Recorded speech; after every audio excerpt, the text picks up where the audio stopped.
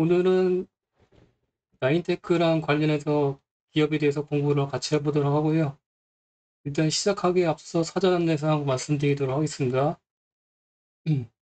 설명에 관련 주요 내용은 정량적 분석이며 주요 내용은 물론 정성적 분석도 많이 포함되어 있습니다. 근데 분석에 대한 과정을 투자자분들께 공유드림으로써 기업 정량적, 정성적 분석에 대한 기본적인 가이던스 제공 및 시작에 대한 계기 제공을 드리기 위한 목적입니다.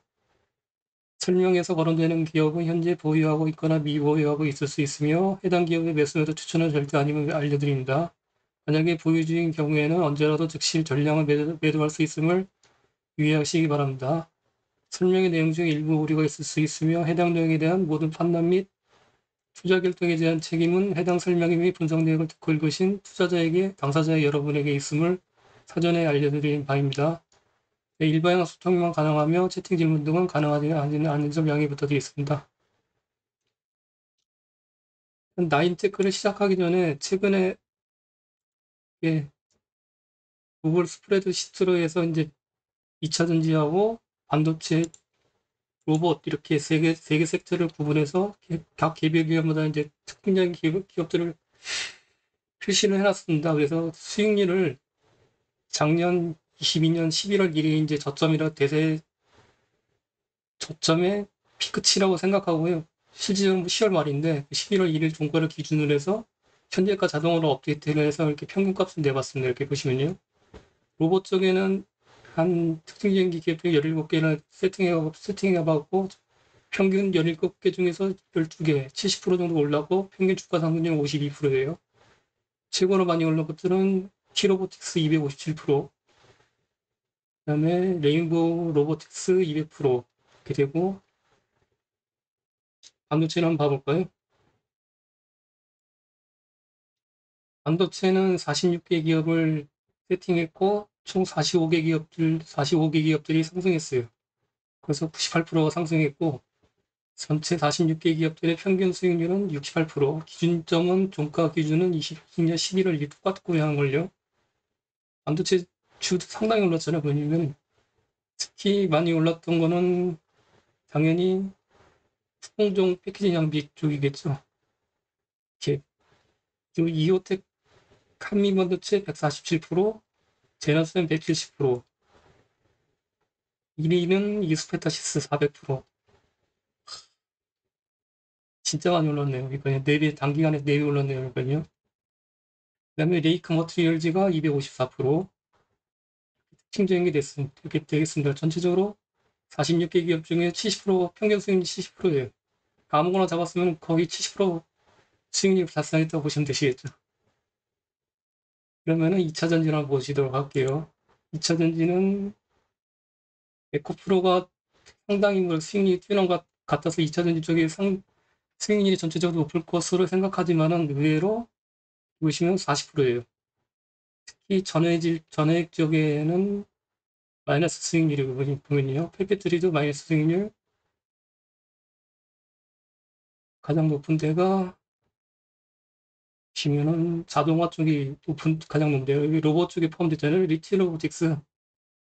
여기서 자동화 쪽 분류를 같이 이쪽으로 해놨고 2차 전지 쪽으로 SK온 쪽에 밸류체인이잖아요.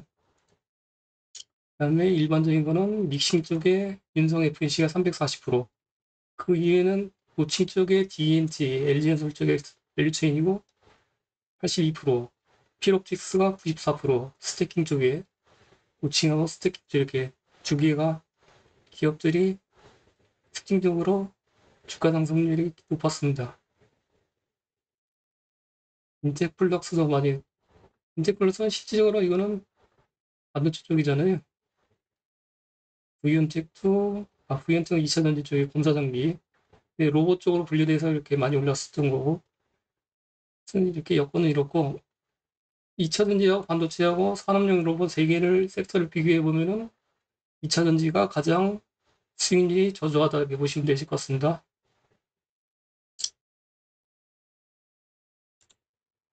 그래서 일단은 2차 전지를 준비를 해봤고요. 아무래도 수익률 측면에서는 리스크 측면에서는 덜 상승한 섹터 쪽의 기업들을 선정하는 게 좋지 않을까 생각하고 있습니다. 물론 상승장에서는 많이 오른 것들이 추가적으로 더 상승할 수 있는 개연성이 있는데, 그럼에도 불구하고 반도체 기업들, 특히 뭐 이 GBM이나 TSV 관련 종목들은 실적에 비해서 그 괴리율이 주가하고 실적 괴리율이 상당히 좀 갭이 많이 벌어졌다고 생각하고 있어요. 그렇기 때문에 24년도, 25년도 성장성을 취약성을 생각하면은 자전지 쪽이 좀 더 선택하는 것이 좀 유리하지 않을까 생각하고 있습니다. 리스크 측면으로. 그래서 일단 3분기에는 2차전지 쪽으로 해서 2차전지 로봇 쪽 관련해서 이제 집중적으로 분석해서 같이 공유 드릴 예정이고요. 그래서 선정한 것이 나인테크입니다. 나인테크를 시작하기 전에 제가 생각하는 주식 스터디 투자 방법에 대해서 한번 잠깐 적어봤습니다. 이게 왜 적냐면은 나인테크 관련해서 이제 설명드리면서 여러 가지 이제 종목들을 같이 소개를 시켜드리려고 하고 있거든요. 그래서 같이 한번 생각난 김에 같이 적어봤어요. 그래서 스터디나 투자 방법 관련해서는 이제 크게 하면은 제가 생각에 탑다운하고 버텀업 방식 이렇게 두 가지로 나눌 수 있다고 생각합니다. 일단 탑다운은 플로우는 산업 분석, 그러니까 위에서부터 거꾸로 내려오는 거죠. 종목으로 산업 분석, 네, 특정 산업 내 종목은 비교, 종목 선정, 그 종목 분석 이렇게 나가는데 보통 직장인분들이 이제 시간이 유한하니까는 보통 산업 분석하다가 이렇게 에라 이게 지친다 그러고 이게 그만두는 케이스들이 많은 것 같습니다. 장점은 트렌디한 섹터에 속한 종목군을 선정의 가능성이 높아지겠지. 이제 산업 분석을 하다 보면은 최근에 이제 성장성 피해학제 나온 산업분들에 대한 그런 인지도가 높아지기 때문에 장점이라 생각하고 또한 산업 내 종목군 비교를 통한 종목군의 확장성이 가능성이 높아집니다. 이렇게 거꾸로 내려가기 때문에 단점은 제가 생각하기에 투자 가능한 종목 선정 및 분석까지 긴 여정 이렇게 산업 분석 이렇게 플로로 내려가기 때문에 보통 여기서 이렇게 그치는 것 같다 보니까요. 대부분 산업 분석 하시는 분들은 그래서 흥미가 일단 저하되고 비자발적 공부가 됩니다. 단점은 제가 생각하기에 반대로 이제 버텀원인데 거꾸로 플로우는 이제 종목 선정을 하고 종목 분석을 하고 대부분 여기서 이렇게 끝내는 것 같아요. 보니까 이렇게 종목을 선정한 다음에 종목 분석까지 열심히 하시는데 그 다음에 이제 필요한 것들이 이제 특정 종목에 속한 해당 종목에 속한 산업 섹터를 전망 산업 분석하셔야 되겠죠. 전방 산업이 분석하시려고 그러면은 좀 더 그거를 확실하게 하기 위해서는 전방 산업 내에 포함된 경쟁사들을 같이 분석을 하셔야 됩니다. 하는 걸요. 보통 여기서 끝내는 것 같아요. 일반적으로 생각하기에, 제 생각하기에. 정답은 아니고요. 버텀업 방식의 장점은 당연히 투자가 난 종목 분석으로 인해서 자발적 공부가 되고 집중도가 높아지게 되겠습니다. 특히 이렇게 집중도 높고 자발적 공부가 되는 케이스가 하나가 있죠. 가장 높은 케이스가. 매수했는데 물리는 케이스죠. 손실을 보게 되면은 집중도 높게 자발적으로 공부를 하실 수밖에 없으십니다. 이런 건 뭐 권유드릴 거 아니고 근데 보통 종목을 매수하면은 바로 이렇게 상승할 수 있는 개연성 그렇게 낮고요. 가능성 낮고 대부분이 이렇게 손실을 볼 가능성이 상당히 높죠. 1년 중에 어떤 종목 매수했는데 바로 상승하는 개연성의 가능성이 높은 게 확률이 높을까요? 낮을까요? 낮겠죠. 그렇기 때문에 종목 분석을 이렇게 바텀으로 방식으로 종목 선정하고 종목 선정하고 매수하게 되면은 자발적으로 공부를 할 수밖에 없다고 생각합니다. 그게 집중력도 높아지겠죠. 단점은 트렌디한 섹터에 포함되지 않은 종목군 선정으로 인해서 상승장에서 포모감을 느낄 수 있습니다. 소외 가능성이 있고요. 근데 이거는 장점이 될 수도 있고 단점이 될 수가 있습니다. 지금 같은 상승장에서는 이렇게 트렌디한 섹터에 포함되는 종목군이 선정한 게 승률 측면에서 단기 측면으로는 유리할 수 있지만은 항상 그게 또 유리하다고 할 수가 없어요. 걸요. 그렇기 때문에 단점으로 적어놨지만 이게 어떻게 보면 또 단점이 되지 않을 수가 있습니다. 그다음에 제가 생각하는 가장 큰 단점은 종목별 확정의 제한성이라고 생각합니다. 보통 여기서 끝내기 때문에 이 종목 좋다 그리고 이 종목만 깊게 파고 그 이해는 그치는 게 투자 패턴, 투자 공부 방식들이 일반적으로 높은 것 같습니다. 그렇기 때문에 제가 생각하기에 이 후속 과정들이 반드시 필요하다고 생각하고 한 걸요. 그래서 개인적으로 권유 방안은 정답은 아니지만은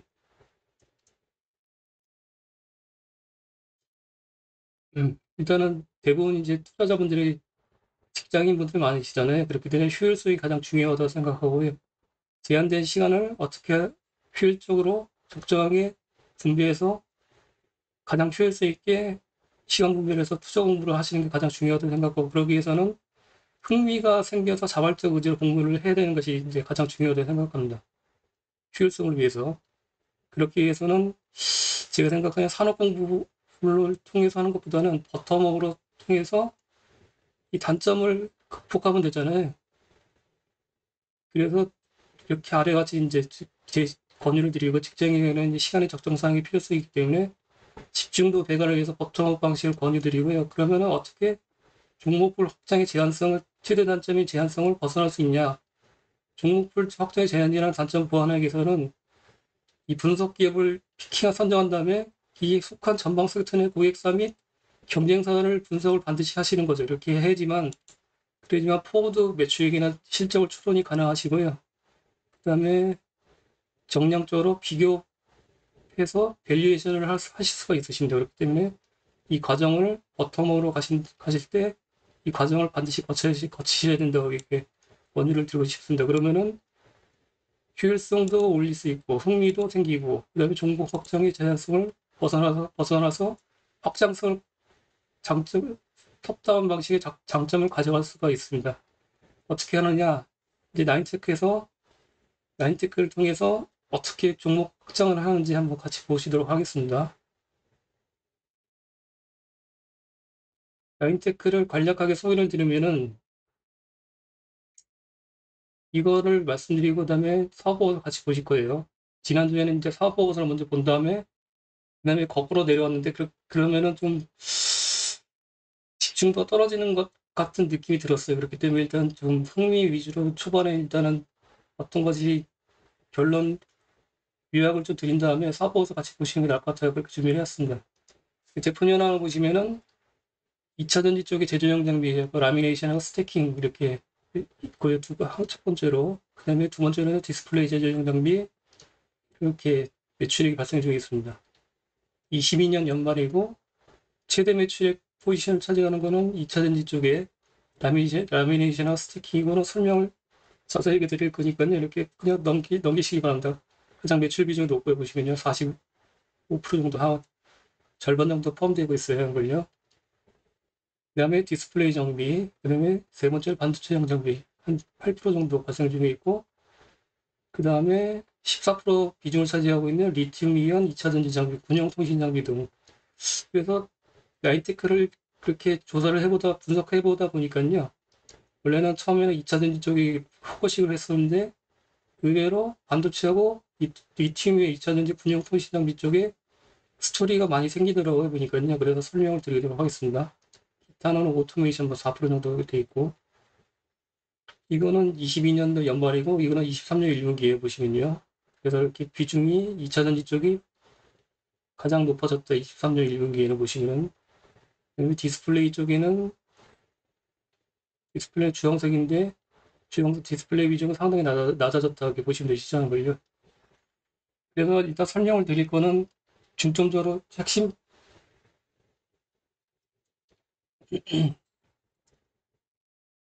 사업은 일단은 2차 전지 쪽인데, 숨겨진 스토리로는 반도체하고 리튬이온 2차 전지 쪽에 정성적 내러티브를 조사해 보니까는 꽤나 흥미로운 내용들이 있다. 이렇게 보시면 되실 것 같습니다. 그래서 이거 먼저 이 두 가지에 대해서 설명을 드리도록 하겠습니다. 반도체 장비는 신사업으로 22년 4분기부터 이렇게 매출이 발생 시작했고, 이렇게 보시면요. 이렇게 회색이고, 23년 1분기에는 좀 낮게 0.3%, 9,200만 원밖에 발생 안 됐어요. 그럼에도 불구하고 반도체 장비는 스토리 쪽으로, 아니면 24년부터는 어쩌면은 매출액에서 생각지 못하게 높은 매출액이 발생될 수 있는 개연성도 있다고 생각할 수 있어요. 그 설명을 드리도록 하고, 리튬이온전지는 보시면은 노란색인데요. 22년 2분기부터 이것도 마찬가지로 신사업으로 매출이 발생되기 시작했습니다. 연간으로 22년도에 15%면은 결코 낮은 비중의 매출이 아니잖아요. 그래서 유의미하게 보시면 되실 것 같고요. 이 두 가지 관련해서 먼저 설명을 드리도록 할게요. 한 걸요.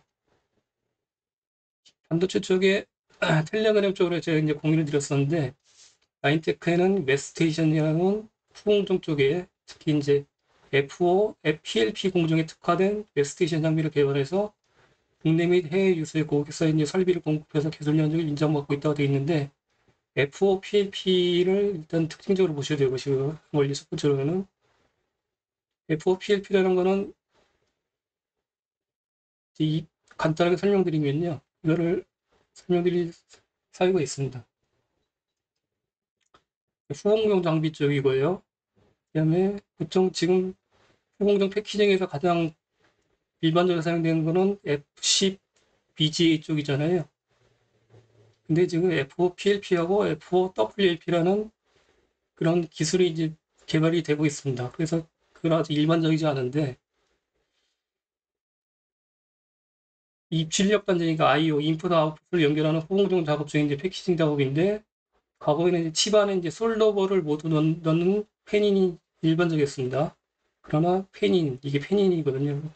동글동글한 것들이 솔더볼이에요. 이제 이거 기판이고, 이 기판을 그나마 전공정 미세화로 반도체 칩의 크기가 작아지면서 IO를 칩 내에서 다 소화하지 못할 때 이런 한계를 극복하는 기술로 팬아웃이 이제 등장한 거죠. 이렇게 팬아웃, 바깥으로 이제 벗어나는 거죠.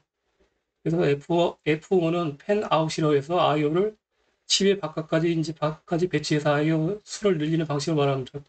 이게 이제 F5고요. F5 PLP하고 F5 WLP라고 들어보셨을 거예요. 어떤 분들은. 어떤 분들은 못 들어보셨고. 근데 F5 WLP라는 거는 뭐냐면은 웨이퍼 레벨 패키징. 그래서 이거는 WLP는 현재 이제 반도체는 이렇게 보시면은 웨이퍼, 직경 300mm짜리 웨이퍼를 생산해서 이렇게 커팅해서 사각형으로 해서 다이를 한 개 다이를 이렇게 만드는 거잖아요. 그러면 이게 자투리가 있습니다. 자투리가 있으면은 버려야 되니까는 효율성이 좀 떨어진다 하는 걸 일부를 버려지기 때문에 이거를 극복하기 위해서 이렇게 사각형으로 600에 가로세로 600mm 사각형 패널에 칩을 옮기기 때문에 이게 이제 패널 레벨링 패키지라고 하거든요. 사각형 웨이퍼가 되는 거죠. 원형 웨이퍼가 아니라. 그래서 이걸 F5 PLP라고 합니다. 그래서 훨씬 생산 단가를 낮추고 이제 자투리가 없어지니까는 생산성을 훨씬 높일 수 있는 방식이나 고객사 입장에서는 FOWLP보다는 어떻게 보면 더 매력적일 수가 있죠. 근데 문제점은 뭐냐면은 FOPLP 경우 이제 공정 난이도가 높아서 초기 투자 비용이 많이 들어간다 이렇게 돼 있는데 이 의미는 뭐냐면은 대부분의 지금 웨이퍼나 전공정들이 이게 원형의 웨이퍼 형태를 따라서 모든 이제 생태계가 구조에 갖추고 있어요. 그렇기 때문에 전공정의 8대 공정 있잖아요. 이렇게 원형적으로 WLP 쪽으로 가기 때문에 PLP로 사각형으로 바뀌게 되려면은 그런 전공정 8대 공정 쪽에 있는 생태계가 사각형 쪽으로 맞춰갖고 다 바뀌어야 되는 걸요. 그렇기 때문에 생태계가 아직 구축이 안 됐기 때문에 초기 투자 비용이 높아지는 이렇게 문제점이 있습니다. 근데 F5PLP 하면은 생각나는 게 이제 가장 생각나는 기업들이 국내에는 FS 라웨가 있습니다. 스플로를 이제 검색하시면 되시고요. FS 관련해서는 다음 장에서 이제 소개를 시켜드리도록 할게요, 머리요. 근데 F5PLP하고 이렇게 웹스테이션 해갖고 나인테크를 소개시켜드리는 목적이 뭐냐면은 반도체 패키징 유리기판하고 연계가 되기 때문입니다. 텔레그램에 이제 말씀드렸지만은 딱 검색해서 이게 찾아낸 거예요. 어디에 뭐 연기가 안 돼 있고요. 그리고 주식 담당분하고 통화해서 이제 앱솔릭스라는 SKC의 자회사가 납품한 사실을 확인했고 이제 그래서 확인했기 때문에 이렇게 공개적으로 공유를 드리는 겁니다. 어디에도 뭐 나와 있지 않은 내용들이고 근데 뭐 주담분이 확인했으니까는 뭐 맞다고 생각하고 공유를 드린 겁니다. 반도체 패키징의 유리 기판인데 최근에는 원래는 지금 패키지 기판을 이렇게 보시면은 기판이 플라스틱 재질이 이렇게 플라스틱 재질인데 SKC의 자회사의 앱솔릭스가 이거를 반도체 유리 기판 사업을 최초로 이제 개발했어요. 그래서 최근에 이제 미국 쪽에 공장을 착공을 들어가고 24년부터 이제 코피통을 양산할 계획을 갖고 있습니다. 그래서 SKC에서는 글래스 기판이 단단한 특성 때문에 기존 유기재료 기판, 그러니까 기존에 이제 패키징 기판이 이제 플라스틱이잖아요. 그래서 여기서 나타나는 휘미 현상이나 이런 것들을 줄일 수 있다고 강조했고, 반면에 제어가 어렵고 단가가 높은 것은 글래스 기판이 단점이고, 또 하나 단점은 뭐냐면은 사각형의 형태이기 때문에 기판 자체가, 그래서 생태계가 아직 조성이 안 돼 있다 이렇게 보시면 되시겠죠, 한걸요. 그다음에 앱솔리스는 대신에 이제 유리 기판을 개발함으로써 고성능 커피 튜닝의 고 ASP 쪽으로 하이엔드 위주로 이제 제품 포트폴리오를 구성하려고 하고 있다고 이렇게 계속적으로 주장하고 있습니다. 그래서 앱솔릭스가 겨냥하는 잠재국에서는 인텔, 엔비디아, AMD 등이 있는 걸로 알려져 있고요. 최근에 특히 엔젤은 최근에 첨단 패키지 라운드 테이블 간담회 열고 유리기판 도입 계획을 밝혔습니다. 유리기판이 이제 장점이 뭐냐면은 플라스틱 휨이 발생할 수 있고 많이 이제 실장을 하게 되면은 그다음에 거칠기 때문에 그것들이 이제 매끄럽지 않기 때문에 그런 것보다는 유리기판을 하게 되면은 두께를 이렇게 줄일 수가 있고요, 한걸요. 두께를 줄면은 신호전달 속도와 전략 효율성 높일 수 있다 할 수 있습니다. 그래서 만약에 유리기판을 사용하면은 40%가량 반도체 칩 성능의 개선이 가능한 것으로 알려지고 있습니다. 경박 단서라고 하잖아요. 보통 칩 같은 경우에 경박하다 그러면 가볍다 그러 사람한테 경박하다 그러면 안 좋은 이미지잖아요. 근데 반도체 칩 같은 경우에는 경박 단수하면은 훨씬 효율성이 좋아진다고 합니다. 특히 모바일 쪽으로. 그래서 그 내용들이고 이게 유리기판의 모습입니다. 이렇게 웨이퍼는 원형이잖아요. 근데 유리기판은 이렇게 사각형이고 관련해서 하나 영상을 잠깐 보시도록 하겠습니다. 앱솔릭스의 이제 홍보 영상이거든요.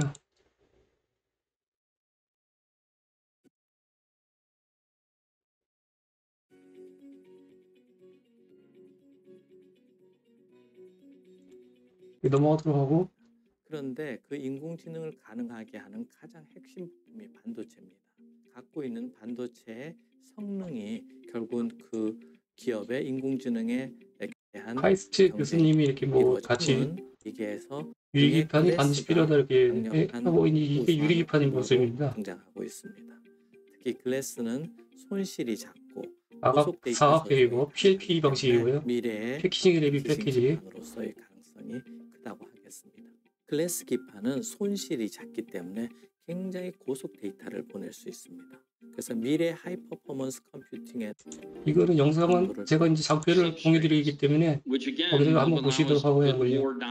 칩넷의 CEO가 나와서 유리기판의 이제 유용성에 대해서 얘기해 주는 거고, AMD의 부사장들도 나와서 유리기판이 개발되면 좋다 뭐 이렇게 내용들이고요.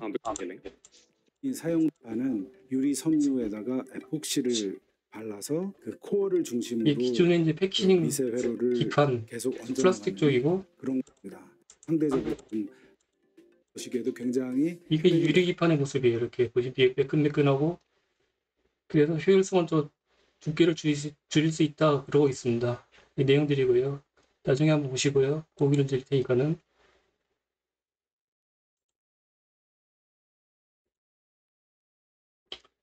최근에 그 나이티크가 23년도 3월 달에 그 공급 계약 체결을 한 게 있습니다.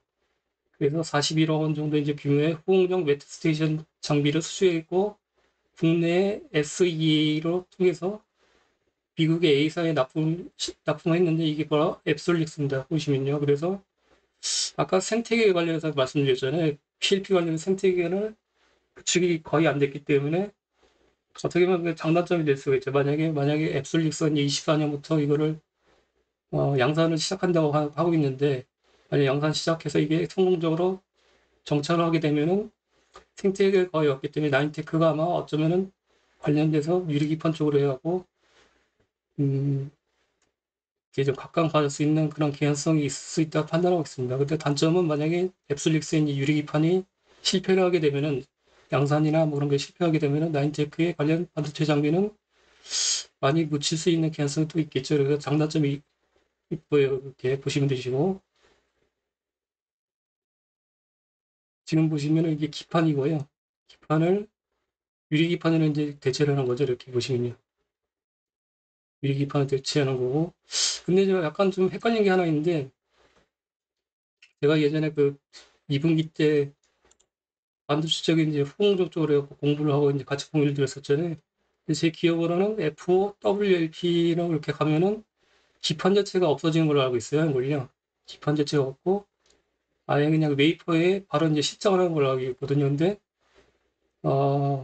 지금 여기서 보시면은 앱솔릭스는 기존의 기판을 대체한다고 되어 있어요. 그렇기 때문에 그거는 조금 혼동하실 수가 있기 때문에 정확하게 말씀드리면 FOPLP 방식이지만은 기판은 필요한 것으로 기판을 대체하는 거라, 기판 자체를 없애는 게 아니라 기판을 유리를 대체하는 거라 이렇게 보시면 되실 것 같습니다.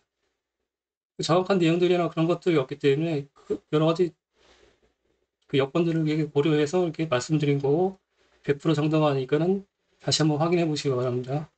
기판 자체가 없어지는 게 아니라 기판을 유리로 교체한다, 대체한다고 보시면 되시겠죠, 한글요.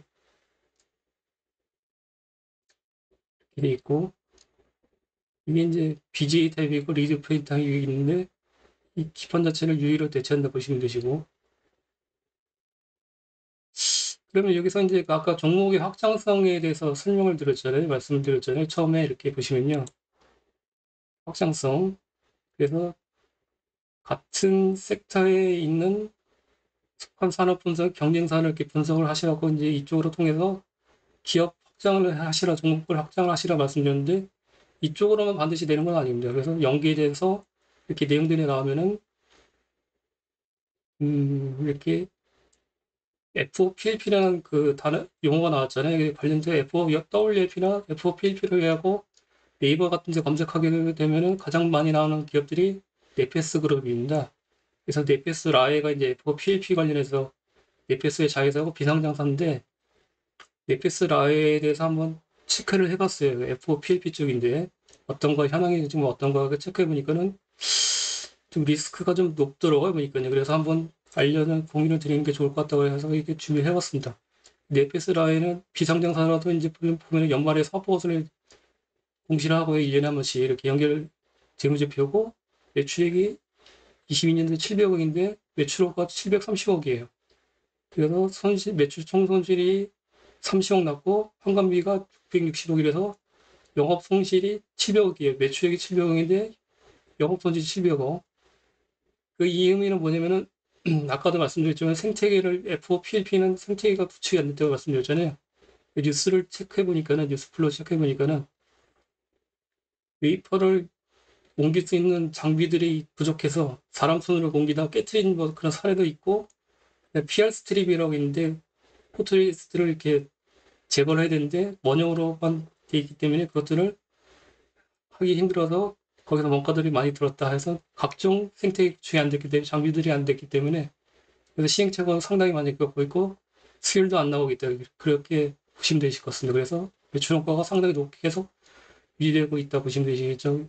21년도에는 400억인데 영업 적자가 630억. 그래서 네페스라 외에 현금성 자산을 체크해봤어요. 보시면요.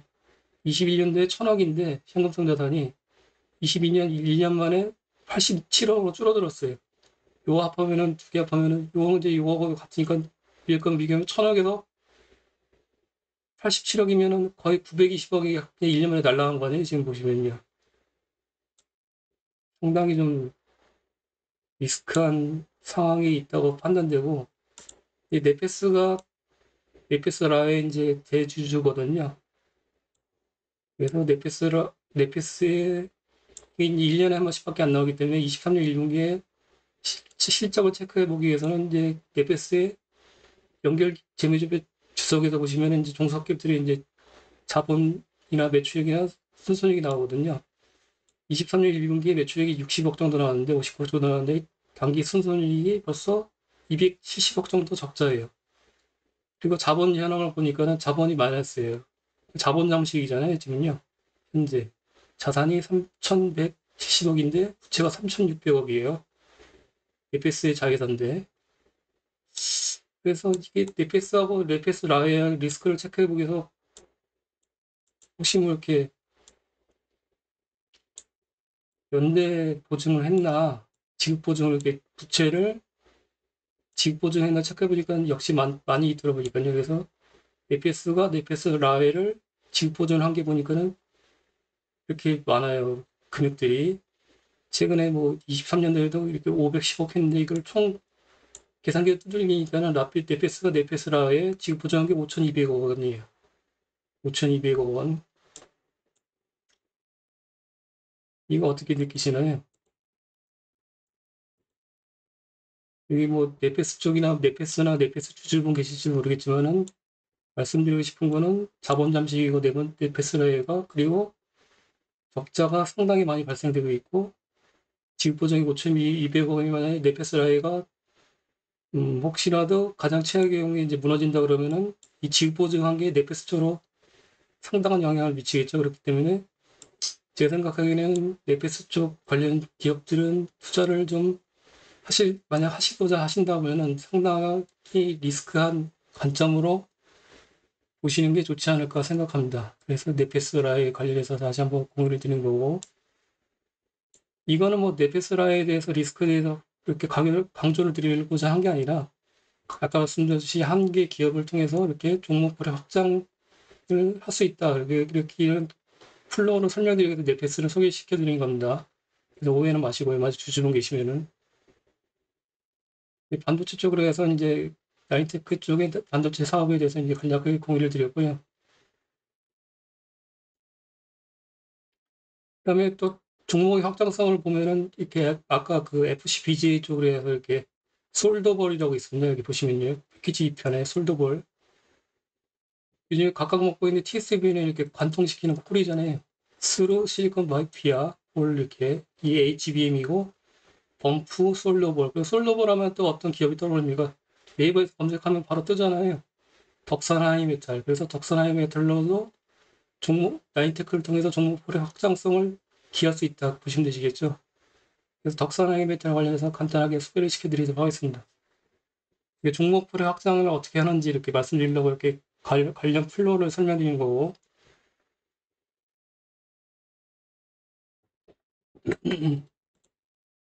소리는 잘 들리시나요? 소리 안 들리시면 문제 발생 클릭하시면 되시고요. 네 분이 클릭하셨네. 그러니까는 잠시만요.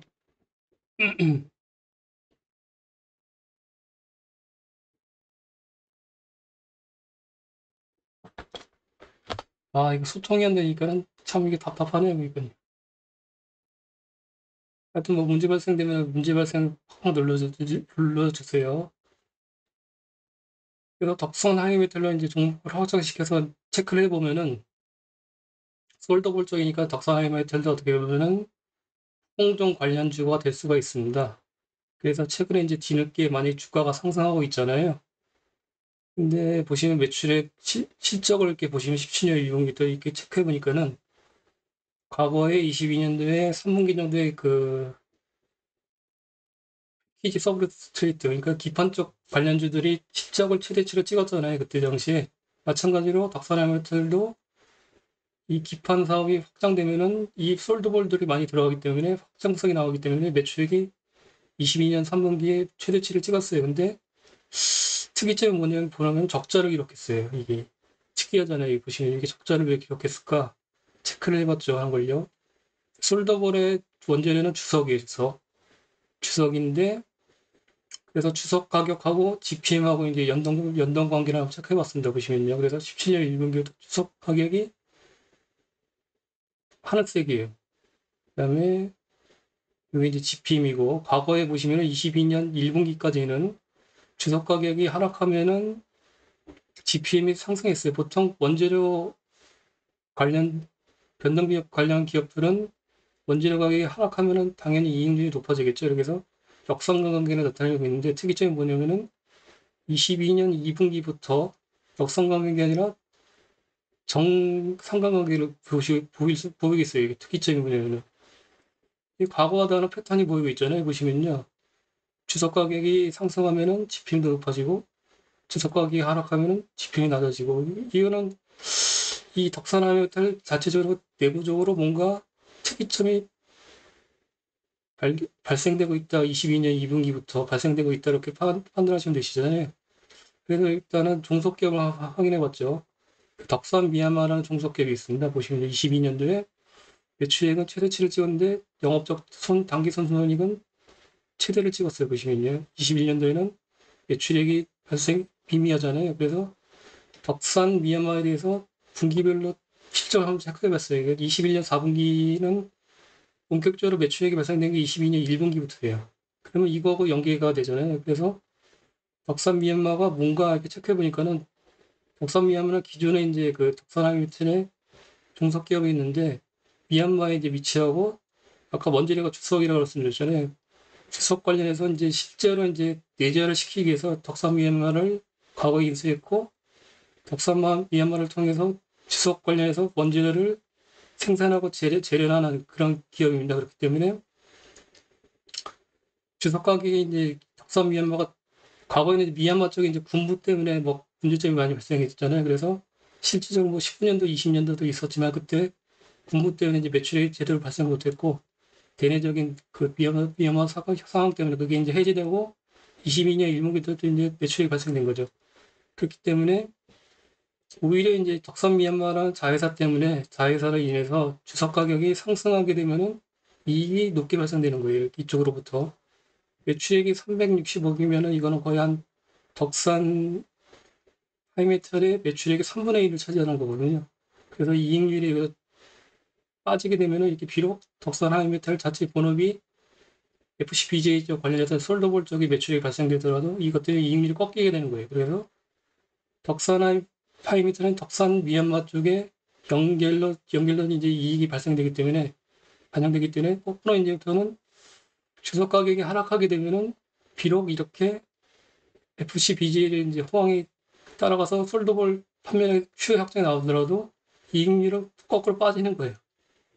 약간 좀 복잡한 상황이죠. 그렇기 때문에 지금 현재 이제 위치에서 덕선 하이유턴에 대해서 이익률을 이제 GPM 같은 게 상승하기 위해서는 주석 가격의 연동성이 발생되기 때문에 주석 가격이 상승이 나야지만 덕선 하이유턴 이익률도 높아질 수밖에 없는 겁니다. 만약에 이제 아무리 매출액이 이제 FCBG나 그런 것도 HBM 쪽이 하락에 따라서 매출액 Q 확정이 나오더라도 주석 가격이 빠져버리면은 반대로 이익률은 빠져버리기 때문에 적자로 수 있겠습니다. 이렇게. 거기에 대해서 유의하시기 바라고 하물요. 그래서 이렇게 돼서 라인테크를 통해서 이제 두 가지 이제 기업들을 종목으로 확장하겠잖아요. 요 덕산 하이메트라고 그다음에 네피스 라웨 세 가지네요. 대종목이네요. 그 확장할 수 있고요, 하물요. 그다음에 아까 이제 그 제품 구성에서 나인테크에서 두 가지 제품군에서 특성 있게 보시자고 같이 말씀드렸잖아요. 첫 번째는 반도체 장비에 관련해서 설명드렸고 유리기판 쪽하고 연결이 되어 있고 만약에 앱솔릭스 유리기판 24년에 대해서 양산해서 성공적으로 장착해서 확장되면은 유스플러 쪽에서 이제 이런 생태가 없기 때문에 나인테크를 떠올리시라고 하시면 되시겠죠, 아무래도. 스토리라인 이거 파워하고 이제 멀티플러하고 관계될 거고 두 번째 이제 스토리라인의 모델은 리튬이온 2차전지 장비 쪽입니다. 관련해서 비중이 더 높잖아요.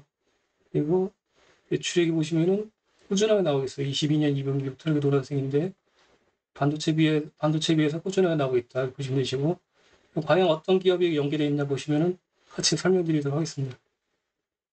2차전지 쪽 배터리는 이제 텔러스라고 기업이 있어요. 여기 보시면 현재 코넥스에 이제 상장되어 있고 21년도에 상장됐고 텔러스와 코넥스 상장되기 때문에 사업의 계열 같은 게 있습니다. 그래서 주 사업은 뭐냐면 분수형 쪽에 리튬이온 폴리머 2차전지를 주 사업으로 영위를 하고 있어요. 그래서 매출 성장을 보시면요. 18년, 19년, 20년, 21년, 22년이고 매출 성장이 꽤 높게 발생되어 있어 보실 수가 있으십니다. 22년도 기준에 매출이 128억이고요. 영업이익이 23억, 영업이익률 18%. 꽤나 뭐 이익률이 나쁘지 않게 발생되고 있습니다. 그래서 매출액, 영업이익, 영업이익률에서 모두 성장성이 꽤나 괜찮게 발생되고 있는 기업이다 보시면 되시겠죠.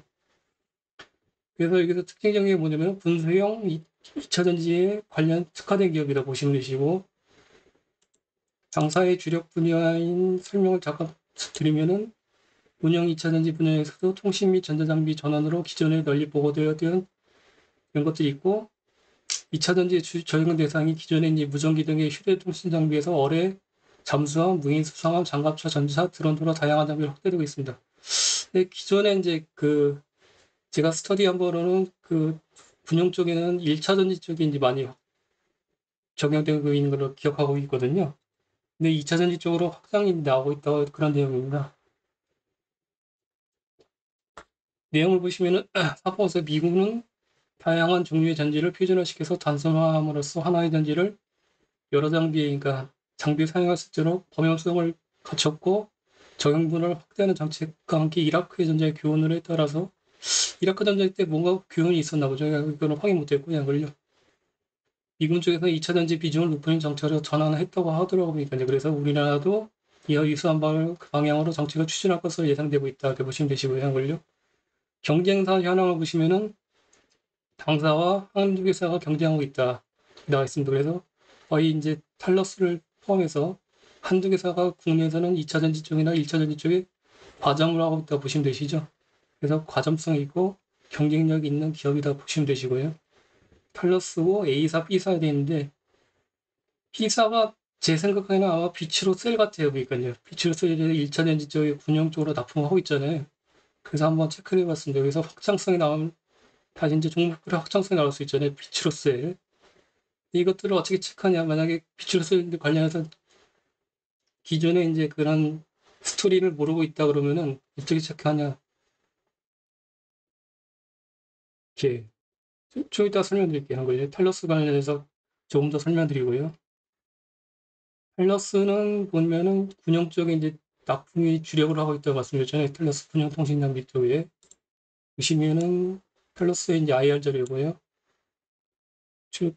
신궁 쪽하고 그다음에 청궁 2에도 들어갔다고 하더라고요. TICN, 뭐 TMMR 뭐 이런 것도 잘 모르겠어요. KCTC, KGGB 뭐 하여튼 여러 가지 많이 들어간다 하더라고요. 여기서 특징적인 청궁이겠죠. 청궁 LIG 넥슨 쪽에 신궁 쪽은 어디죠? 신궁 쪽 모르겠어요. 하여튼 회사의 연영을 보시면은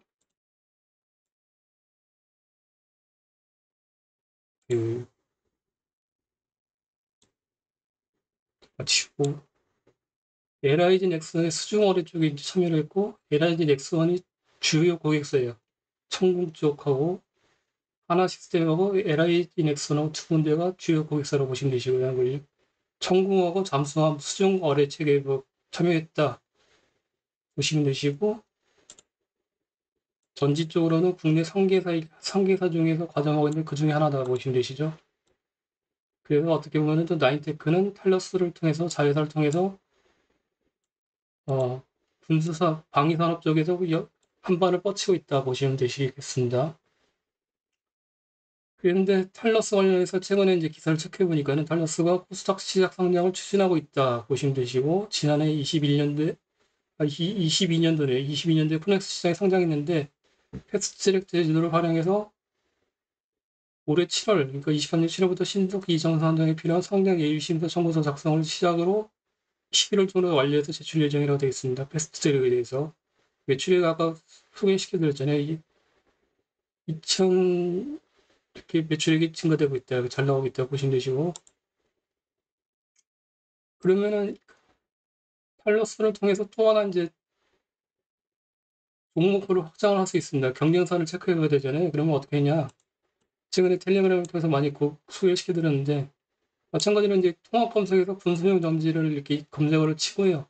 전기광시를 누르고 검색 누르면 55개 기업 뜨는데 첫 번째 나오는 게 비츠로 테크예요. 비츠로 셀은 아니잖아요. 그 비츠로 테크가 뭐냐면은 비츠로 셀의 모회사예요. 모회사. 그래서 비츠로 테크가 에서 1차 전지 전지 쪽이 이제 검색이 되잖아요. 분수형 전지 쪽에서 이렇게 검색이 됐고, 들어가서 내용을 보니까는 비츠로테크의 이제 제품군들인데, 주요 제품이 전력 부분의 고압기와 기하 저압기, 최근에 이제 미국 쪽에서 변압기나 뭐 전력기구, 뭐 LS 일렉트론이나 그런 것도 많이 뜨고 있잖아요. 관련돼서 연관이 될 수 있고, 일단 수출을 하고 있어요. 보시면요. 그 다음에 특수 부분이 또 특이한 게 뭐냐면은 매출 비중이 16조 4% 우주항공 쪽에도 관련돼 있고, 전지 부분은 아까 비츠로셀 쪽이고, 비츠로 밀텍이라는 또 관계회사가 있어요. 그래서 일단 매출의 주요 매출액은 비츠로셀이 이게 보시면 매출액 추세거든요. 회색이 1차 전지 쪽이 1차 전지 비츠로셀에, 그래서 이게 지주사 역할을 하고 있는데, 실질적으로 비츠로셀 이외에도 이렇게 변압기나 이렇게 전력 부분에 파란색이고요. 그 다음에 우주항공 쪽으로도 주황색, 이렇게 해서 관련된 기업들이 해서 매출액이 독점에 나오고 있다고 보시면 되시겠죠. 그래서 비츠로테크 같은 경우에는 시장에서 거의 뭐 관심을 받지 못하고 있는데, 그럼에도 불구하고 꽤나 흥미로운 기업이라고 생각하겠습니다. 개인적으로. 그래서 나인테크를 통해서 탈러스를 통해서 이렇게 찾게 된 기업이고요. 보시면요. 이게 23년 1분기인데 공석기업인데 비츠로테크의 비츠로셀 지분율 35%고 100% 지분율을 갖고 있는 비츠로넥스텍이라는 종속기업이 있습니다. 비츠로테크에. 이게 이제 우주항공 부품 제조 쪽에 들어가고 100% 지분율이에요. 보시면요.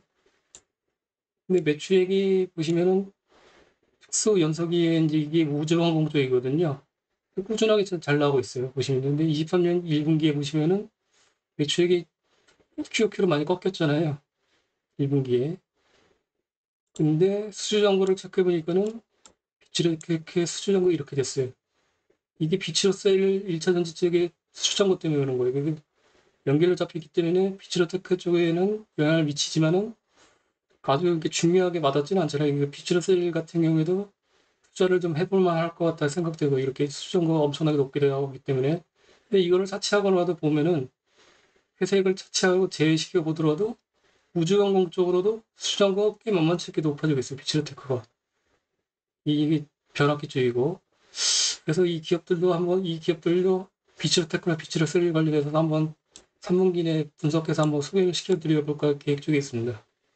나인테크를 통해서 종목을 확장해서 이렇게 찾아낸 거고요. 보시면요. 비츠로셀 관련해서는 이게 이제 아이고 나인테크는 아직 시작도 못했는데 이게 이제 비츠로셀의 매출 시적에 보시면요. 그래서 비츠로셀의 제품군 구성을 보시면은 이렇게 여러 가지가 나와 있는데 이걸 보면은 어떤 쪽에 어느 섹터 쪽으로 들어간지 구분이 안 되는데 신한투자증권에서 나오는 리포트를 보면은 구분이 되어 있어요. 그러니까 방산 쪽에 포함되는 거는 SO, CI2하고 F하고 열전지예요. 보시면요. 여기 회색하고 빨간색. 그래서 확장성이 나오고 있잖아요. 그 다음에 주력 매출액이 이제 SO, CI2 법인이라고 되어 있는데 이거는 IoT, 그러니까 사회 간접 자본 쪽에 IoT 쪽에 들어가 있습니다. 최근에 미국 쪽에서 이제 개발 부분이 일어나서 뭐 전력이나 뭐 그런 것들 많이 각광받고 있잖아요. 건설 쪽이나 그 관련이 보시면 비추셀이 그래서 그쪽으로 IoT 쪽으로 1차 전지가 많이 납품되어 있고 요 23년 이거 잘못됐네. 이 23년 1분기 수주정보인데 이게 늦게 발생된 게 이 IoT 때문에 발생된 걸로 판단되고 있습니다. 그래서 비추셀도 23년 2분기나 하반기 쪽에 이제 매출액이 꽤나 상당히 높게 나올 수 있는 개연성이 있을 것 같다 판단이 되더라고요. 그러면 한번 관심을 같이 가져보시도록 할 거고요. 그래서 비치로셀에서 보면은 매출 구성이 이제 수출 쪽으로 IoT 쪽에 사회간 그런 건설 쪽에 사회건설 쪽하고 이런 분용 쪽으로 발생 중에 있다고 보시면 되시죠. 그다음에 고온전지는 뭐냐면은 최근에 이제 미국 쪽에 보시면은 시추 기업들이 알게 모르게 주가들이 정고점 뚫으려고 지금 하고 있어요. 뭐, 리그나 아니면은 노블 아니면 다이아몬드 기호 쪽하고 그게 몇 가지가 있습니다. 시추 기업들이 그래서 관련해서 시추 쪽에 들어가는 1차 전지예요. 보시면요. 고온 전지가. 그래서 비추셀의 사업 구성도 매출 제품 구성도 꽤나 잘 돼 있다 보시면 되죠. 요 황색. 여기 이제 이게 시추기 쪽에 들어간 거거든요. 그래서 사회 간접 자본 쪽에 이제 건설 쪽하고 시추기 쪽, 분수 쪽하고 그래서 비추셀도 한번 관심 있게 보시자 말씀드리고 싶습니다. 그래서 나인테크를 통해서 여러 기업들 많이 종목을 확장할 수 있었잖아요. 비추로테크, 비추로셀, 덕산하이메탈, 네페스라의 5개 같이 보셨고요. 그래서 확장을 말씀드리고 싶은 거는 버텀업 방식으로 특정 종목에 속한 산업 분석이나 아니면 관련 기업들을 확장을 시켜서 종목들을 확장시키시라 이렇게 권유를 드리고 싶습니다. 이렇게 이런 방식으로 나가시면 되실 것 같고요. 한걸요. 이해가 되셨나 모르겠네. 하나의 기업을 분석하시면 거기 멈추지 말고 효율성 있게 시간을 분배해서 제한적이잖아요. 직장 인물들은 거기서 지속적으로 뻗쳐나가시라고 권유를 드리고 싶습니다. 그렇다면은 뭐 이렇게 지금 또 비추얼셀 관련해서 이제 설명을 드렸었는데 만약에 이렇게 봅시다. 고온전지 쪽이 만약에 매출액이 계속 높게 나가요. 계속 쭉쭉 나가요. 그러면은 여기서 또 멈출 수가 없잖아요. 한걸요. 이 시추기업 관련해서 미국 쪽의 시추기업 관련이면은 국내에서도 연관 기업이 뭔 거예요? 그럼요. 검색하면 나오잖아요. DK락이나 아니면은 뭐 성광밴드나 그런 것들. 그쪽으로도 또 뻗쳐나갈 수 있는 거고. 계속적으로 이제 격가지를 뻗어나가면서 종목부를 확장시키는 거죠. 그런 식으로 하시면 되시고. 그리고 비치로 탈러스에 보시면은 1분기 실적은 좀 꺾였어요. 근데 1분기 실적 QQ로 많이 꺾였는데 그게 탈러스 쪽의 문제인가 판단하려면 어떻게 됐어요? 비치로셀의 23년 1분기에 요 앰플 연전지하고 문두 쪽에 매출액을 같이 체크해 보시면 되시죠. 같이 체크해보니까 여기서 똑같이 꺾였더라고요. 22년 4분기에 높게 나왔다가 요 매출 비중도 낮게 꺾였어요. 보시면요. 그래서 이게 탈러스만의 문제가 아니라 분수산업 쪽에 이제 수주가 이렇게 들쭉날쭉하기 때문에 추세적으로 같이 꺾이는구나. 그래서 탈러스가 문제가 없다 이렇게 판단할 수 있습니다. 같은 이제 업황에 속한 기업들의 실적을 체크하면서 이렇게 하시면 되시겠죠. 근데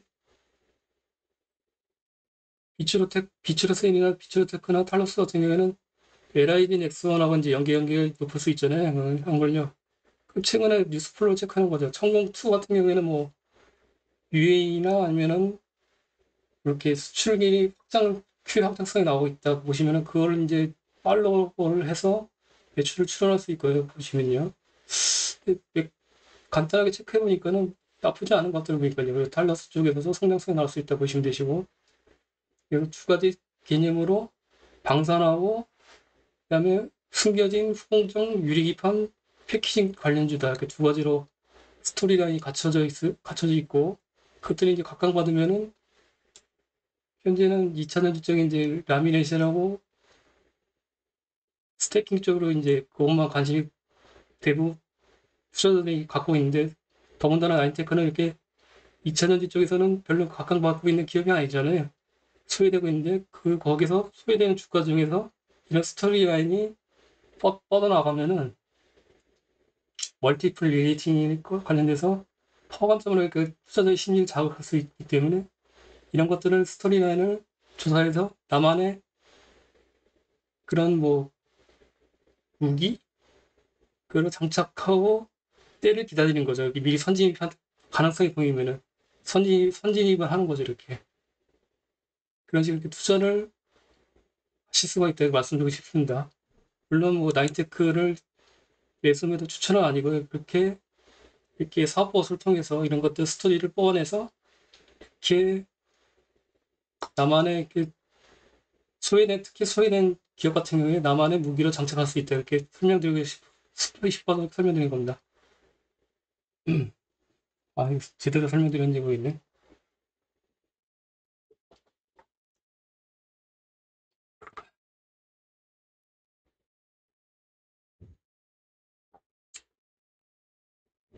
그러면은 나인테크에 이제 본격적으로 들어가기 앞서서 라인테크의 이제 주력 매출액은 제품은 라미네이션 앤 스태킹이라고 말씀드렸죠. 재전 쪽에. 그래서 이거를 제대로 설명 한번 드리는 게 나을 것 같다고 생각해서 준비를 해봤습니다. 2차전지 쪽에 조립 제조 공정에 관련해서 같이 한번 보시도록 할게요, 한걸요. 저도 이게 처음 공부한 거라고 틀린 점이 있을 수 있으니까는 그거 감안하시고요.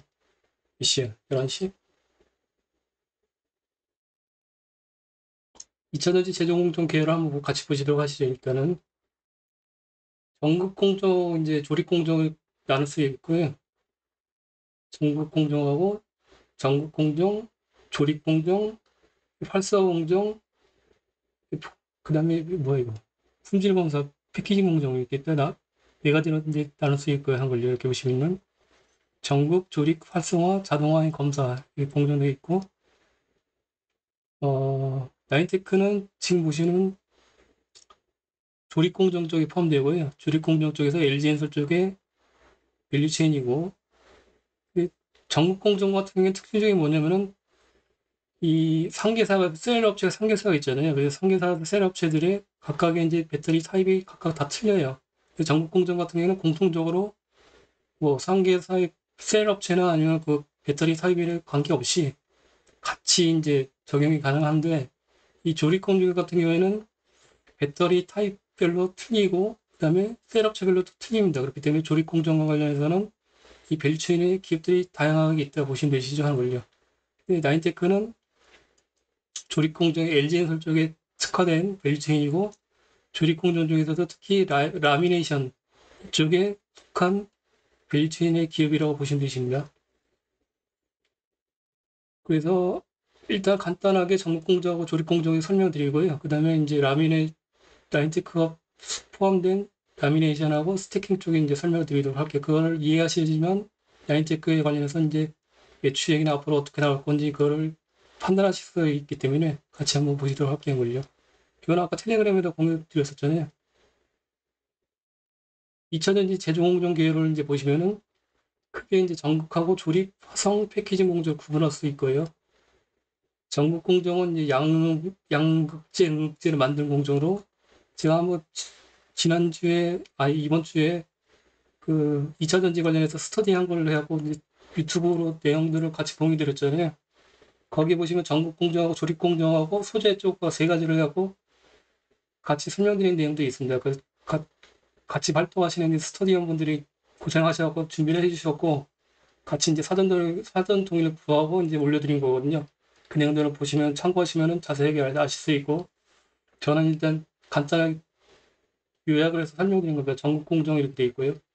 네, 오늘 이제 집중적으로 설명드릴 건 조립 공정인데, 조립 공정, 전국 공정을 통해서 만들어진 이제 것들을 양극재들을 셀로 조립하는 공정입니다. 화성 공정은 추후에 이제 제가 이제 이노메트리라는 검사 장비 관련해서 그건 화성 공정이 포함되는 게 아니네. 자동화 검사 장비에 포함되는 이제 기업인데 그때 한번 설명드릴 거고요. 화성 공정은 밸류체인이 보니까는 화성 공정 벌써 소개시켜드렸죠. A 프로. 근데 A 프로는 2분기 때 소개시켜드렸기 때문에 A 프로 관련해서는 영상은 제가 끝나고 공유를 드리도록 할게요. 한 걸요. A 프로 관련해서 활성 공정 포메이션 쪽이 그거 한 걸요. 그다음에 여기 이노메트리라고 있거든요. 엑스레이 검사 장비. 이거는 준비 중에 있으니까는 조만간에 자동화 검사 쪽에서 공정 관련해서 소개시켜 드리도록 하겠습니다. 그래서 오늘은 일단은 전국 공정도 일단 간단히 패스하고 하는거든요. 다만 캐펙스에서는 전국 쪽의 코팅 쪽에 여기가 비중이 가장 높다고 보시면 되시는데, 코팅 쪽에 보시면은 밸류체인이 뭐 제가 보기에는 크게 그 메리트가 있어 보이진 않더라고요. CIS하고 PNT 뭐 이렇게 돼 있는데, PNT는 우리가 작년에 많이 분석을 해서 공유 드렸기 때문에 생략하더라고요. PNT 관련해서 궁금하시면은 분석 영상을 남겨드리도록 하겠습니다. 전국 공정은 이렇게 넘어가도록 하고, 전국 공정에서 코팅 장비가 60%는 이제 압도적인 비중을 차지하고 있고, 장비 쪽에는 PNT와 CIS, 탑 엔지니어링, GIT 이렇게 있습니다. 코팅 쪽에서도 하나는 눈여겨보실 게 있으시긴 한데, 그때 그 영상에 담겨드렸지만은 제가 발표한 건 아니지만은 건식 쪽에 이제 GI텍이 관련되어 있거든요. GI텍은 한번 체크를 해볼 필요는 있을 것 같아요. 정확하게 모르겠습니다. 코칭 쪽에서 전국 건식 쪽으로 연관된 기업들을 한번 유의미하게 모니터링 해보자. 이렇게 그 정도까지 말씀드릴 수 있을 것 같습니다. 그다음에 오늘 본격적으로 설명드릴 조립공정 쪽인데 조립공정은 숫자적으로는 17% 정도 차지하고 있고요. 근데 조립공정은 원통형하고 각형, 파워치형에 따라서 공정이 다르면서 각 회사별로도 차이점이 있습니다. 근데 조립공정 쪽에서는 세부공조 들어간 노칭, 와인딩, 스태킹, 웰딩, 필링, 진공공조 이렇게 있는데 여기서 주목해야 될 공정은 개인적으로 봤을 때 노칭하고 스태킹 쪽이라고 말씀드리고 싶습니다. 노칭이라는 거는 극판을 잘라서 양극재, 음극재, 태우 제조하는 건데 레이저로 하느냐 이제 프레스로 하느냐 두 가지는 이제 장비 쪽에서 구분이 되거든요. 근데 그 양극재하고 음극재를 잘라야 되는데 양극재 같은 경우에는 이제 이게 알루미늄 쪽이고 음극재는 이제 동박 쪽이 이제 구리 쪽이잖아요. 그 상식적으로 생각했을 때 만약에 레이저를 이용해서 잘라내는다 생각하면은 알루미늄 쪽이 반사가 심하겠네요. 구리 쪽이 반사가 심하겠네요. 알루미늄 쪽이 반사가 심하잖아요. 그렇기 때문에 음극재 쪽에는 레이저 장비 쪽에는 이거는 일반적 노멀한 거 장비라고 생각하시면 되시고 레이저 장비 쪽에서 양극재 관련해서 장비는 유의미하게 보시면 되십니다. 이게 특히 이제 최근에 각광받는 게 LG엔솔 쪽에 DNT라고 있잖아요. 원래는 디스플레이 장비였는데 DNT 그래서 최근에 주가가 높게 오르고 그다음에 멀티플이 밸류에이션이 높게 받는 사유가 이거예요. LG 쪽에 양극재 쪽에 레이저 장비를 노출 장비를 납품을 시작해서 그렇습니다. 근데 노출 쪽에 기존에는 일반적인 게 프레스 장비거든요. 펀칭하는 장비들 기계로 해갖고 이렇게 자른 장비들 같은 경우에는 대세를 이뤘었는데 이게 시간이 이제 자르는데 프레스를 자르면은 일단은 기계적으로 자르기 때문에 약간 단면들이 불규칙하고 비균일하고 시간이 많이 소요가 됩니다. 그런 단점이 있는데 대량으로 할 수 있는 그 장점이 있겠죠. 근데 대신에 레이저로 하게 되면은 자르는 시간이 빨리 되고 그다음에 단면이 깔끔하게 됩니다. 그렇기 때문에 최근에는 이제 레이저 쪽 노칭 쪽에 이제 각광을 받고 있고요. 신기술이라고 보실 수 있죠.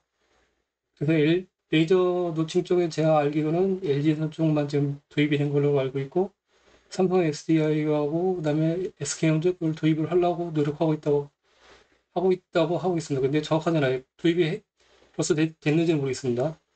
제가 알기로는 도입이 아직 안 된 걸로 알고 있거든요. LG에서만 돼 있고 노치 쪽에 DNT가 그렇게 있고 양극재 쪽에 음극 쪽에 레이저 쪽에는 하나가 또 있는데 DA 테크놀로지가 있는데 이거는 크게 유의미성이 없습니다. 빛 반사가 구리 쪽에는 잠깐 황색이잖아요. 그다음에 알루미늄 밥은 양극적인 이제 소재인데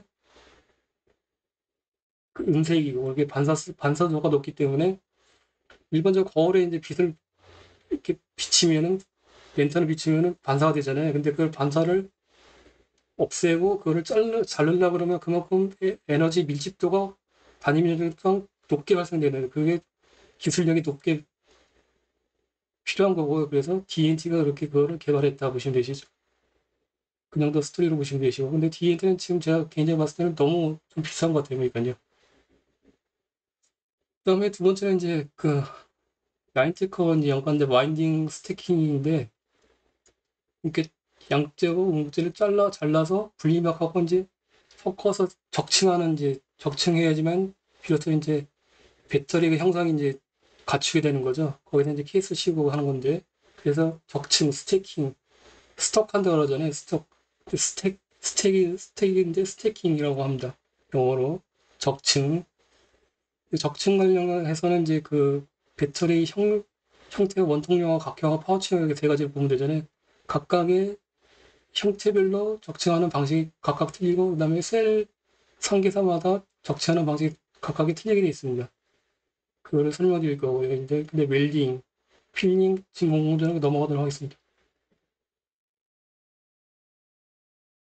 그 문제 발생이 있나? 문제 발생 없는 걸로 알고 계속 설명드리도록 할게요. 한 걸요. 잠깐만, 불 한 잔만 마시고 하도록 하겠습니다.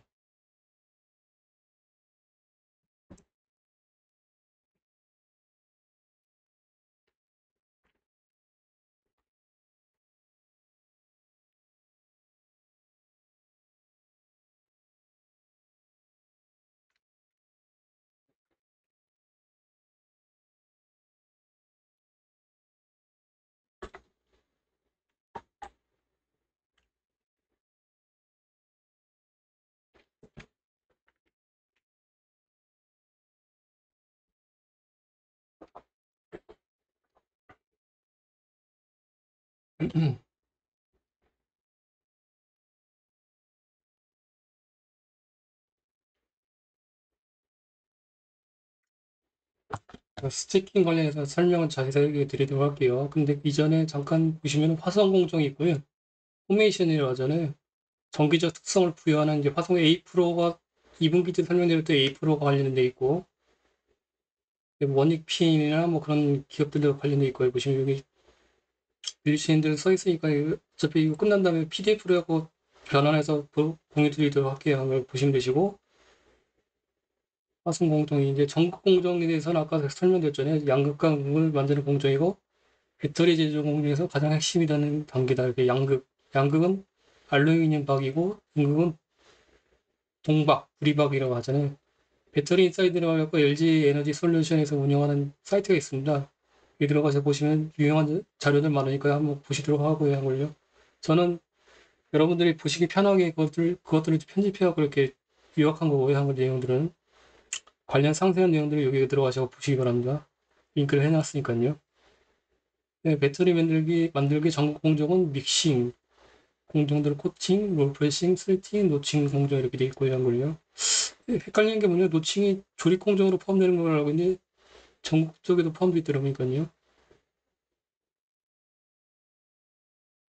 다음에 이제 조립 공정인데, 조립 공정은 아까 설명드렸듯이 전국 공정은 이제 원통형, 파워체형, 각형 배터리 모두 동일한 공정을 거치는 방면에, 조립 공정은 배터리의 형태에 따라서 극판을 쌓는 과정과 스태킹 과정과 전해질을 주입하고 밀봉하는 순서가 모두 다르게 진행됩니다. 그래서 밸류체인이 많이 틀리잖아요. 보시면요. 오늘 소개시켜드린 나인테크는 이쪽에 LG 엔솔 쪽에 이제 포함되는 밸류체인이라고 말씀드릴 수 있고, 조립 공정에서 보시면은 이제 배터리 형태에 따라서 달라지는 조립 공정 방식이 설명되어 있는데, 이게 이제 각형이에요. 각형. 하고 이게 원통형이고, 이게 파우치형이에요. 파우치. 이거는 약간 자유로운 형태가 되겠죠. 한걸요. 그리고 이거는 각형은 하드 케이스고, 그래서 여기 써놨어요. 헷갈리실까봐. LG 엔솔하고 SK 엔솔과 삼성 SDA 이렇게 구분을 해놨 거예요. LG 엔솔의 현재 주력은 파우치형이고, 이렇게 파우치형이고, 원통형도 하고 있습니다. 현재 원통형은 2170이고요. 현재. 그래서 원통형에서 2170, 4680 많이 들어보셨잖아요. 테슬라 쪽에 46파이 쪽, 46파이 그런데 이게 명칭이 뭐냐면은, 이 일은 이 원통형의 기원의 직경이에요. 21mm, 약 2.1cm죠.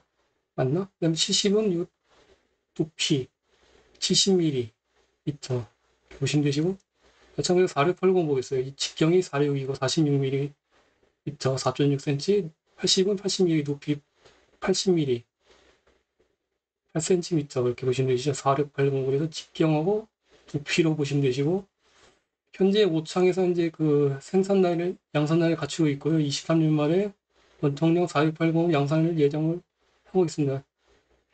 4680 같은 경우에는 현재는 모델 Y 쪽에 이제 채택되고 있고요. 제가 알기로는. 그다음에 4680은 현재 글로벌 셀사에서 제작해서 납품한 이력이 없고, 테슬라가 자체적으로 이제 생산해서 제작해서 납품, 여기다 모델 Y 장착하고 있는 걸로 알고 있어요. 그렇기 때문에 최근에 이제 파나소닉이나 아니면 뭐 LG 엔솔이나 원통령 46 쪽으로 4680 쪽으로 이렇게 확장을 해서 테슬라 쪽을 노리고 이렇게 양산하려고 노력하고 있습니다. 그래서 이 4680 관련해서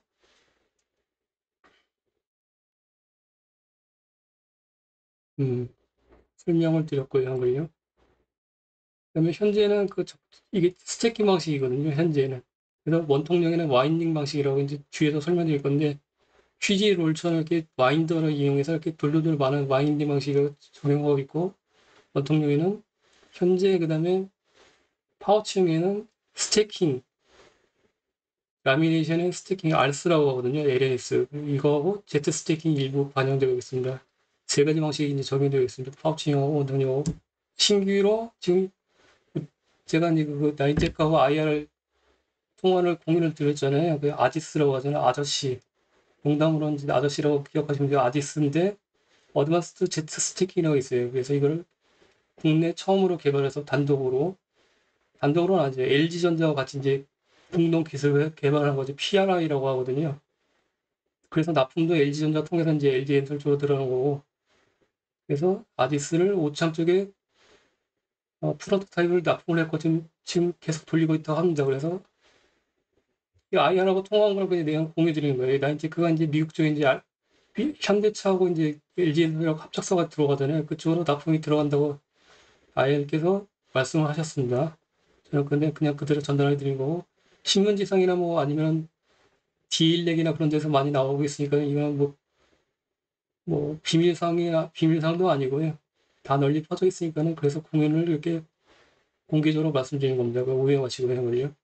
그래서 LG 엔솔하고 현대차 합작품이라고 현재는 그다음에 리포트상에 보시면 LG하고 GM하고 미시건 쪽하고 23년도 LG 스테인리스 캐나다 쪽에 24년도에 하고 이쪽으로 이제 아디스가 이제 납품이 될 예정이라고 생각하시면 되시죠.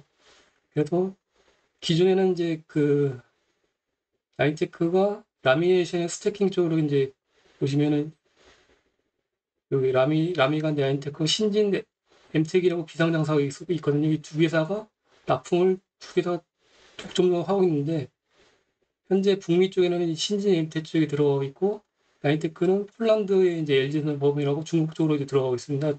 각각 이제 반반씩 50%씩 다 하고 있는데 만약에 이제 그 미국 쪽으로 이제 LG 엔솔하고 현대차하고 이런 것들이 아지스로 이제 채택을 하게 되면은 신진엔텍은 이 기술력이 없기 때문에 나인테크가 신진엔텍을 제끼고 100% 납품한다 보시면 되시겠죠. 그러면 이쪽 쪽에 이제 매출이 이제 기존에는 50대 50으로 나누니까 있었는데 100%다 가져간다 그러면 매출 성장성이 꽤나 높게 나올 수 있는 개연성이 있다고 보시면 되십니다. 그런 스토리가 있고요, 지금요.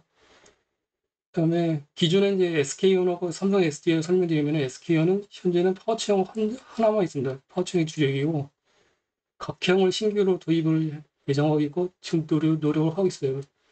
근데 이거는 현재는 이제 SK하고 포드하고 이제 블로버를 해갖고 이제 파워치형을 주려고 하고 있는데 각형은 뭐냐면은 유럽의 폭스바겐이 2030년도까지가 각형으로 전부 다 바꾸려고 하고 있다, 적용을 하고 있다 그런 뉴스플로가 있더라고요. 그래서 폭스바겐을 노리고 각형으로 신규 진입을 하려고 지금 하고 있다 보시면 되시죠. 그래서 지난주에 소개시켜드렸던 SP 시스템즈가 이 각형 SK온 쪽에 각형 쪽 배터리 신규 진입을 캔업 어셈블리 쪽으로 해서 이제 연계한 게 있다 이렇게 설명드렸잖아요. 이 내용입니다. 이렇게 SP 시스템즈가 이 내용이고 현재는 파워치형에서는 와인딩 공포하고 제트 스태킹 공포 같이 적용시키고 있어요. 근데 여기서 또 특징적인 게 뭐냐면은 종목별 확장 개념으로서 우원기술이라는 기업을 좀 아실 필요가 있으세요. 우원기술. 비상장사거든요. 우원기술. 근데 현재는 도칭하고 스태킹 같이 이제 하고 있는데, 원래는 유일 에너테크라고 코스닥의 상장사가 이게 거의 유일을 대부분의 이제 점유를 하고 있었어요. 유일 에너테크가. 근데 여기서 뉴스플로우를 보면은 정확한 건 아니지만은 삼성 쪽하고 접촉해서 이쪽으로 이렇게 좀 같이 협업 관계를 하려고 하다가 또 SK 쪽에 약간 좀 밉보였나 봐요. 그래서 최근에 이제 유일네트워크 쪽은 거의 배제되는 분위기고 비상장사의 우원기술로 가고 있습니다. 근데 여기서 우원기술 비상장사잖아요.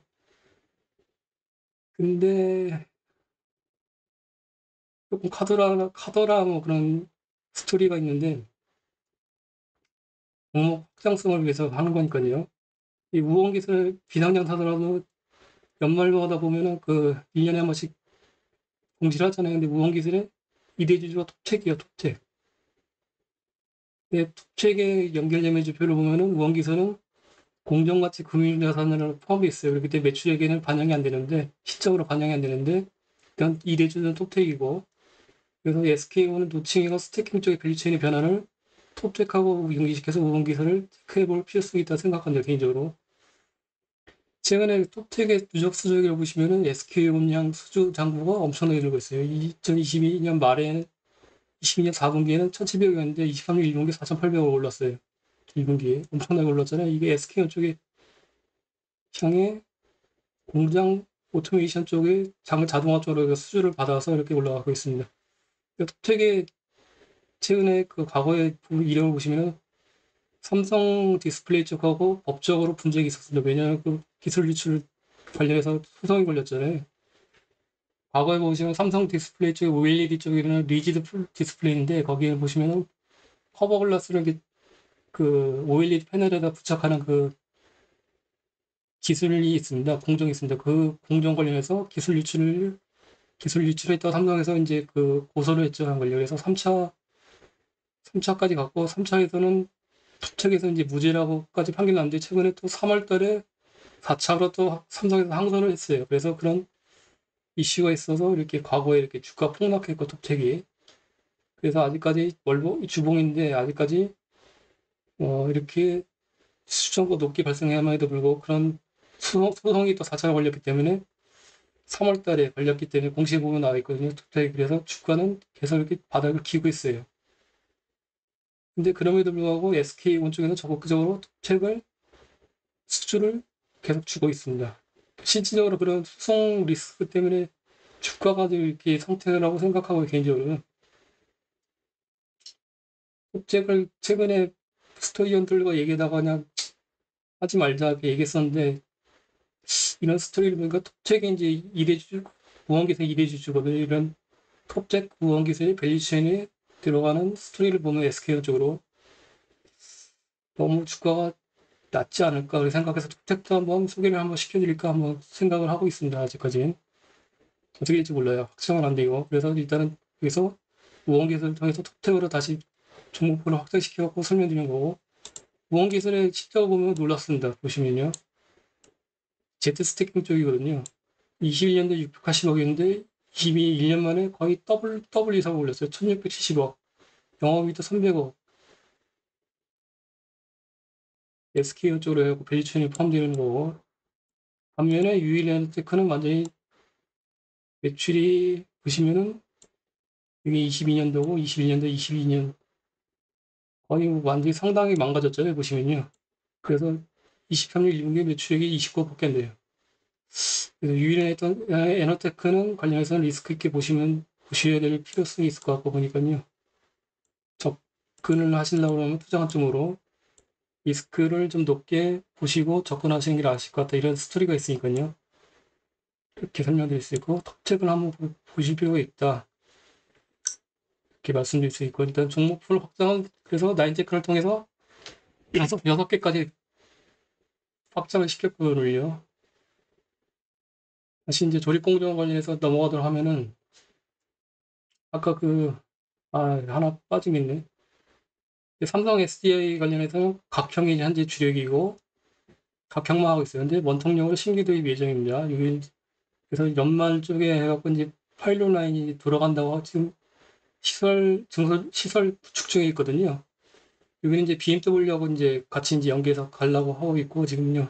현재는 와인딩 공법하고 스태킹 공법 두 가지를 하고 있어요. 원료. 그래서 텔레그램에서 이제 공유를 드렸지만은 필에너지가 이제 지금 최근에 이제 그 IPO에서 이제 청약 받고 있잖아요. 아직 상장이 안 됐는데 필에너지를 관련해서 한번 체크해 보실 필요가 있다고 말씀드리고 싶습니다. 제트 스태킹 쪽으로 해서 이렇게 그래서 좀 확장이 나갈 수 있으니까는 여기 보시면 스태킹 필에너지가 되어 있잖아요. 근데 마인딩에는 코에 뭐 이거 같이 마인딩 쪽에 보실 필요 없으시고 이거는 구형 방식이기 때문에 그래서 간단하게 여기서 요약시켜드리면은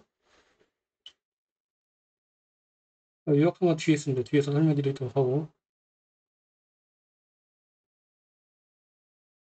요약한 걸 먼저 보여드리도록 할게요. 원래.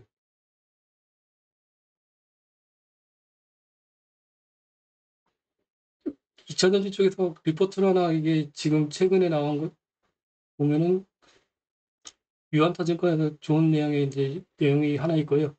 공정 개선을 위한 기술 개발 지속성이 있다고 보시면 되시고, 배터리 업체들의 가장 큰 관심사는 고속 생산과 고속 생산을 피해서는 레이저 노출이 필요하다고 말씀드렸잖아요. 수율 개선, 아지스나 제트 스태킹 관련이고, 같은 장비에서 빠른 속도와 안정성으로 대응이 가능한 장비가 우위를 점하게 될 것이다. 이거를 기억하시거라고. 그래서 실제 투자한 이제 접목이 필요하잖아요. 그래서 제가 생각하기에는 여기서 조립 공정에서 장비 쪽에서는 레이저 노출 쪽하고 아디스하고 제트 스태킹 쪽에 관련된 기업들을 유의미하게 보실 필요성이 있으실 것 같다고 말씀드리고 싶습니다. 그래서 레이저 노출에는 양극재 쪽에 DNT라고 말씀드렸죠. LG엔솔 쪽에. 근데 여기는 주가가 좀 비싼 것 같아요. 보니까요. 그러면은 남은 것들은 아디스 쪽이 나인테크하고 무원기술인데 필에너지 이렇게 돼 있고, 무원기술 비상장이가는 톱텍을 한번 보시자 같이 말씀드렸고, 나인테크하고 필에너지를 이렇게 보시자 관심기업으로 보실 필요성이 있다고 말씀드리고 싶습니다. 물론 매수매도 추천은 아니고 그냥 관심 있게 보시자고 말씀드린 겁니다. 다시 돌아가서 스태킹 방식에 대해서 이제 설명을 드릴 건데, 1시간 반 지났으니까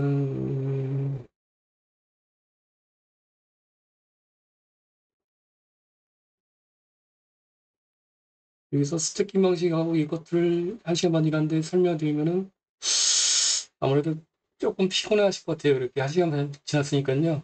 어차피 내일 또 있으니까는 오늘은 여기서 마치고 여기서 정리하고 영상 남겨드리도록 하고요. 이 자료는 내일 끝난 다음에 공유를 드릴게요. 그래요. 그렇게 하시는 게 낫지 않을까요?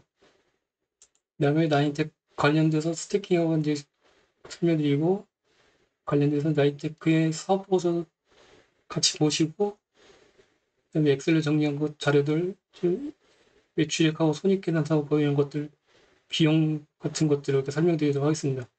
그러시는 게 나을 것 같은데요.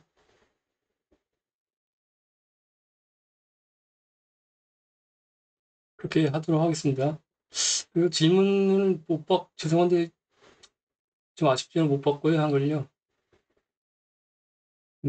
그냥 팍 끝내려고 하니까 좀 아쉽네요, 한글 저도.